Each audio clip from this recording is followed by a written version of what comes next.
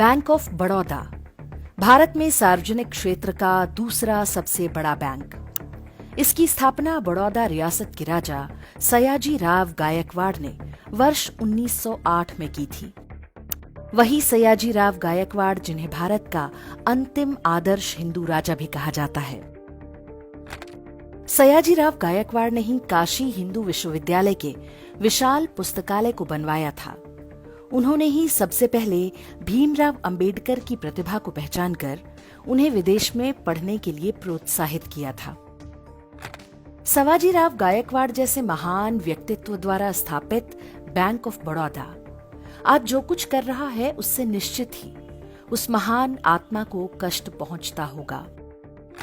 Bank of Baroda का काम banking और उससे जुड़ी सेवाएं देना है, लेकिन ऐसा लगता है कि इस बैंक के प्रबंधन को भी सेक्युलरिज्म का चस्का लग गया है। इसके लिए बैंक की ओर से हिंदी की आड़ में उर्दू को बढ़ावा दिया जा रहा है। बैंक ऑफ बड़ौदा ने राष्ट्रभाषा सम्मान के नाम से एक पुरस्कार बांटा। भारत में कोई राष्ट्रभाषा घोषित नहीं है। हिंदी को राजभाषा माना गया है, इसलिए सरकारी कार्यालयों और बैंकों से आशा की जाती है कि वे आधिकारिक रूप से हिंदी में कामकाज को बढ़ावा देंगे। लेकिन बैंक ऑफ बड़ौदा ने अपना तथाकथित राष्ट्रभाषा सम्मान उर्दू उपन्यास अल्लाह मियां का कारखाना को दे दिया। इसके लेखक मोहसिन खान को 21 लाख और अनुवादक सईद अहमद को 15 लाख रुपए दिए गए। उपविजेता के रूप में 5 पुस्तकें चुनी गईं, जिनमें 2 उर्दू की हैं। इस प्रकार कुल 6 में से 3 पुरस्कार उर्दू पुस्तकों को दिया गया। एक पुरस्कार ओडिया, बांग्ला और मराठी पुस्तक को भी दिया गया, संभवतः इसलिए कि सारे पुरस्कार उर्दू को देने का आरोप न लगे। उपविजेता लेखकों को भी 3 लाख और अनुवादकों को 2-2 लाख बांटे गए। बैंक ऑफ बड़ौदा प्रबंधन ने पुरस्कार के लिए जिन 5 लेखकों को जूरी बनाया, इन सभी की पहचान वामपंथ समर्थक के रूप में होती है। दिल्ली में हुए पुरस्कार समारोह में सूफी संगीत का कार्यक्रम हुआ।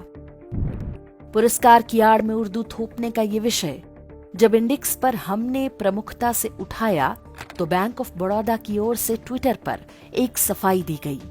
इसमें कहा गया कि बैंक ऑफ बड़ौदा राष्ट्रभाषा सम्मान संविधान की 8वीं अनुसूची में शामिल भाषाओं के उपन्यासों के हिंदी अनुवाद के लिए प्रदान किया जाता है। इसकी शुरुआत की घोषणा 20 जनवरी 2023 को जयपुर लिटरेचर फेस्टिवल में की गई। सम्मान के लिए पात्रता हेतु आवश्यक है कि संबंधित कृति का हिंदी अनुवाद प्रकाशित होना चाहिए। इससे भारतीय भाषाओं के उपन्यासों के हिंदी में अनुवाद को बढ़ावा मिलेगा। बैंक का ये स्पष्टीकरण कई गंभीर प्रश्न पैदा करता है। किसी भी भाषा को बढ़ावा देने के लिए उसके मूल लेखन को पुरस्कृत किया जाना चाहिए या अनुवाद को। जिन उर्दू पुस्तकों को पुरस्कृत किया गया, जब उनके बारे में कोई जानता नहीं तो उनका अनुवाद कैसे लोकप्रिय हो जाएगा? 8वीं अनुसूची की भाषाओं में बोलने वालों की संख्या के आधार पर उर्दू 7वें स्थान पर है। उससे कई गुना अधिक लोग मराठी, तेलुगु, तमिल और गुजराती जैसी भाषाएं बोलते हैं, लेकिन उर्दू से ही ये विशेष प्रेम क्यों? पुरस्कार के नाम पर 21 और 15 लाख जैसी बड़ी राशि किस कोष से दी गई? राजभाषा के नाम पर भारत सरकार जो पुरस्कार देती है उसमें भी अधिकतम राशि 2 लाख रुपए है। सार्वजनिक क्षेत्र का एक बैंक जयपुर लिटरेचर फेस्टिवल जैसे वामपंथी प्रभुत्व वाले कार्यक्रम में पुरस्कार की घोषणा क्यों करता है? क्या बैंक के प्रबंधन का वामपंथी विचारधारा से क्या कोई विशेष प्रेम है? मजहबी तुष्टीकरण के मामले में बैंक ऑफ बड़ौदा की गतिविधियां बहुत पहले से संदिग्ध हैं। भारत में उर्दू को बढ़ावा देने के नाम पर रेख्ता नाम से एक कार्यक्रम हर वर्ष होता है। बैंक ऑफ बड़ौदा इसके सबसे बड़े प्रायोजकों में से एक है।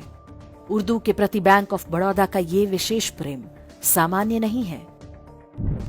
देश में हिंदी का विरोध होता है, जबकि ये 57% से अधिक लोगों द्वारा बोली समझी जाती है। हर भारतीय भाषा को लगता है कि उन पर हिंदी को थोपा जा रहा है, जबकि वास्तव में उर्दू थोपी जा रही है। देश की राजधानी दिल्ली से लेकर तमाम रेलवे स्टेशनों के बोर्ड पर उर्दू में भी नाम लिखे जाते हैं, जबकि बांग्ला, मराठी, तेलुगु, तमिल, गुजराती बोलने वालों की संख्या इससे कहीं अधिक है। कन्नड़ बोलने वालों की संख्या भी लगभग उर्दू के बराबर है, लेकिन इसे केवल कर्नाटक तक समेट कर रख दिया गया। कांग्रेस के समय में ढेरों राज्य सरकारों ने मुस्लिम तुष्टीकरण की नीति के अंतर्गत उर्दू को दूसरी राजभाषा की मान्यता दे रखी है। भारत के उर्दूकरण पर हमने एक वीडियो बनाया है, जिसका लिंक आप डिस्क्रिप्शन और कमेंट में देख सकते हैं। एक प्रश्न यह भी उठ रहा है कि बैंक ऑफ बड़ौदा ने इतनी बड़ी पुरस्कार राशि कहीं किसी को रिश्वत पहुंचाने के लिए तो नहीं दी। जिस बैंक ने प्रियंका गांधी वाड्रा से 2 करोड़ रुपए में पेंटिंग खरीदी थी, कहीं बैंक ऑफ बड़ौदा प्रबंधन ने वैसा ही कोई सौदा तो नहीं किया। इन आरोपों में क्या सच्चाई है हम नहीं कह सकते। आशा है रिजर्व बैंक और वित्त मंत्रालय इस बात की जांच करेंगे, लेकिन भारत के सामान्य लोगों और सरकारों को ये सोचना होगा कि कोई भी सार्वजनिक या निजी क्षेत्र की कंपनी पर्दे के पीछे छिपकर मजहबी खेल खेलना क्यों आरंभ कर देती है।